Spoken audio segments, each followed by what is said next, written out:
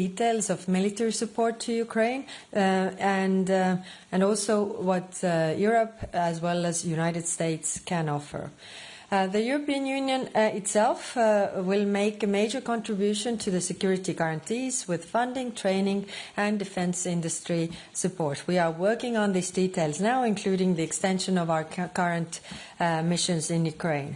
But security guarantees to Ukraine do not change the fact that the threat really here is Russia. In the last 100 years, Russia has attacked more than 19 countries, some as many as 3 or 4 times. None of these countries has ever attacked Russia. So in any peace agreement, we have to put the focus on how to get concessions from Russian side, that they stop aggression for good and do not try to change borders by force. There are rarely wars in the world where the situation is so clear-cut as it is here. We have one aggressor and one victim. The focus should be on what Russia, the aggressor, must do, not what Ukraine, the victim, must sacrifice. Today, we reaffirmed our shared principles: sovereignty, independence, territorial integrity, and Ukraine's inherent right to self-defense. Nothing about Ukraine without Ukraine. And lastly, the threat posed by Russia extends beyond Ukraine. So our work strengthening the European defence remains essential. That is also why decisions concerning the EU and NATO can be made only by the members of the European Union and NATO and nobody else. All this work is ultimately about ensuring that Russia never attacks again. The European Union will always support peace. We are in favour of any peace plan that will bring a just and lasting peace for Ukraine, but also ensures the security for Europe tomorrow. Thank you. Thank you, High Representative. Vitaly. Thank you, Vitaly Sizov. Frida, my question about publication of Bloomberg about the details of preparation peace plan of United States. There is information that it was very high level of engagement Russian side on preparation this document, allegedly. Russian officials, they did not confirm, but did not confirm this their engagement. Could this high level of engagement influence the attitude of EU towards this peace plan? Because before that, all officials said that you are very in favor of this United States peace initiative. And the second question, is it usual practice when mediator during negotiation use the draft of prepared by one side of negotiation? Thank you. Thank you. Of course, it has been also confirmed in the media that this is the points that favor Russia. So, of course, if they favor Russia, then it's clear that it's also coming from that side. I think again, coming to the point where I started, in this war we have one aggressor and one victim. So in order to have peace and have lasting peace, we need to see obligations on the Russian side. There were in this draft that we saw, which is of course not the final one, we didn't see one single concession or obligation to the Russian side. I think in the long term we need to see what are the things that Russia is obliged to do. I mean, we could start with them, honoring the obligations from the international agreements that they have taken so far. At least there are at least 20 such international agreements where they have agreed not to attack anybody, we could start from there. But I think it's important to keep the focus on the one who is doing the aggression. Thank you. Alex Temprakim. Thanks very much, Alex Kaja for TVP World. Is Belgium wrong for blocking the reparations loan? No, Belgium is, really representing Belgium's interest and voicing concerns which are very legitimate. I mean, these discussions have been very thorough and they are voicing the worries that they have. And I think everybody around the table, really listens in and tries to mitigate those risks. I mean, if there are risks, then we need to also see how we can, share those risks. And everybody around the table agreed that, of course, they are there in solidarity with Belgium when Belgium needs this support. Okay. Max and... Oh, no, Brahim, you have it already said. Yeah. Thank you, Brahim Marad, RG, Italian news agency. The NATO Secretary General Mark Rutte said today in an interview that the war could end by the end of the year. And as I understand, the Kremlin also said that would welcome that. Do you agree? Thank you. Thank you. Right now we see no indications from Russian side that they actually want peace. I mean, over the last nights we have seen them constantly bombarding civilians and civilian infrastructure and showing no indication that they want peace. They could start by, agreeing to unconditional ceasefire that Ukraine already agreed to in February. So if there would be ceasefire, there would be also possibility to really sit down and negotiate. Mm-hmm. Max. Thanks a lot. Just to follow up on one of the earlier questions. In the Bloomberg leak, the US representative, US envoy Witkoff, was basically coaching the Kremlin on how to pitch the peace plan to Trump. Do you consider Steve Witkoff an appropriate person to be in such a position of influence deciding questions relating to Europe's future? And do you see him as a Kremlin stooge or as a useful idiot for Putin? Thank you. It is not up to me to say who are the representatives of other countries. Like other countries should not have a say who are representatives of our member states. Thank you. Milano.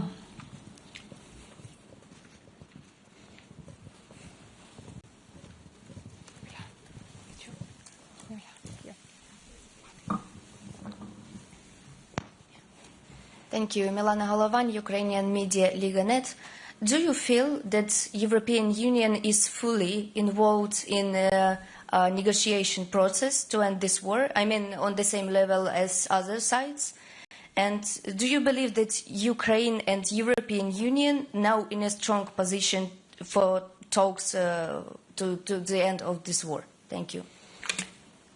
Thank you. As I said, if we look at how Russia is doing right now, they are not doing that well that they want all us to believe. I mean, their economy is in a very bad position, and they are not making those victories on the battleground that they claim. So I think this is important to put the pressure on Russia to really achieve this point where they are in the need to really negotiate, because so far we haven't seen this from Russian side, and if they are not in this position, then they will also not make any concessions, but actually demand something on top of what they already have, which is dangerous for everybody, not only Ukraine but also everybody else. Like I said, they have been in the practice of constantly attacking other countries, and we need to minimize that risk. Otherwise, it's going to be somebody else.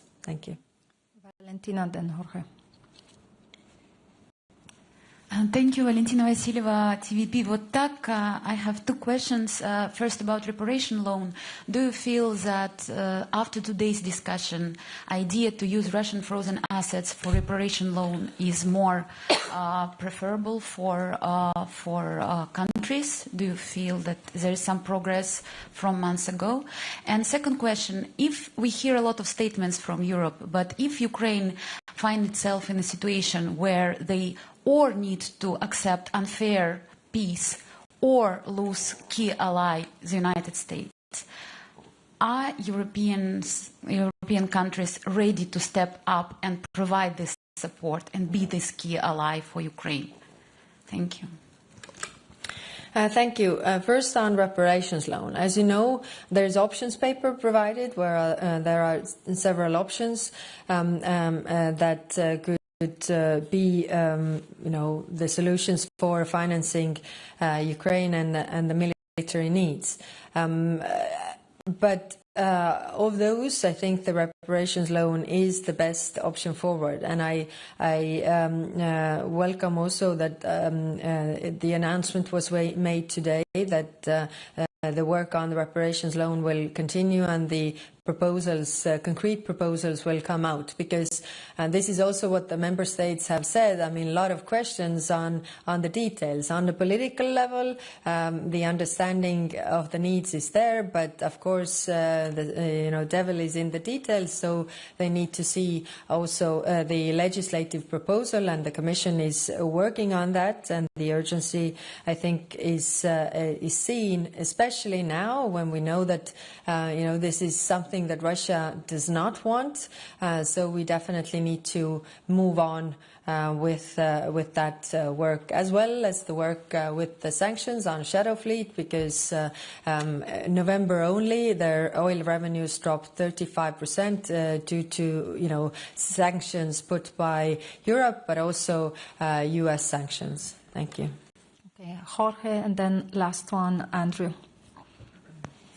Hello, Jorge Libarreiro with Euronews. I want to pick up on what you said at the beginning, the importance to distinguish between aggressor and victim, because we've been hearing a lot about, capping the size of the Ukrainian army as part of a settlement, but we haven't heard anything about capping the size of the Russian army, which is the one that launched the invasion and caused the destruction. Do you think this is the right approach, and should Ukraine agree to limit its army while Russia is allowed to freely rearm for a new attack in the future? Thank you. Thank you. This is a very good question. Exactly that.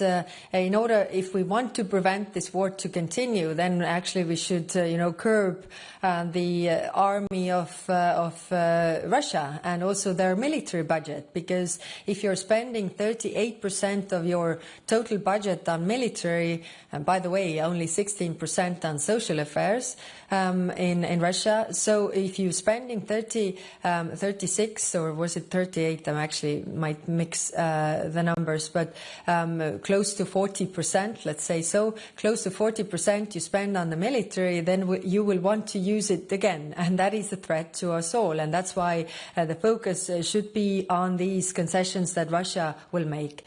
Of course, we have always said that it's a sovereign right for every country to decide their size of the military, and that's why we shouldn't walk into that trap that Russia is setting, talking about the gapping of Ukrainian army, because again, I'm coming to my point, historical point. I mean, Ukraine has never attacked Russia, and those 19 countries that they have attacked have also not ever attacked Russia. So yes, I agree with you. The focus should be on what kind of concessions, limitations we see from the Russian side, so that it wouldn't go any further, and they wouldn't have the chance to invade again.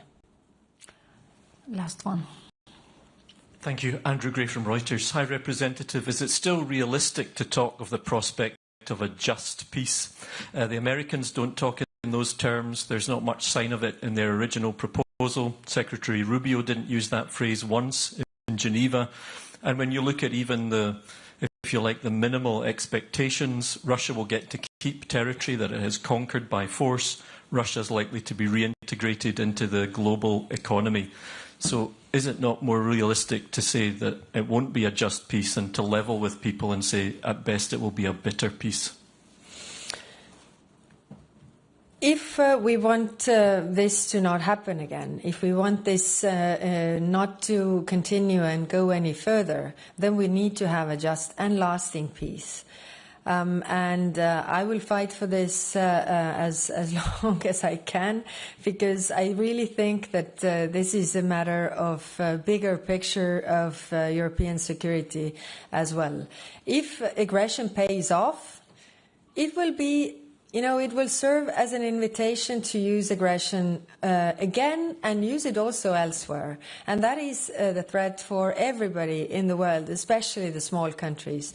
And in Europe, as you know, Paul-Henri Spaak said there are only two types of countries, the small countries and those who haven't realized that they are small countries yet. Thank you. Thank you. With this we conclude. Good afternoon.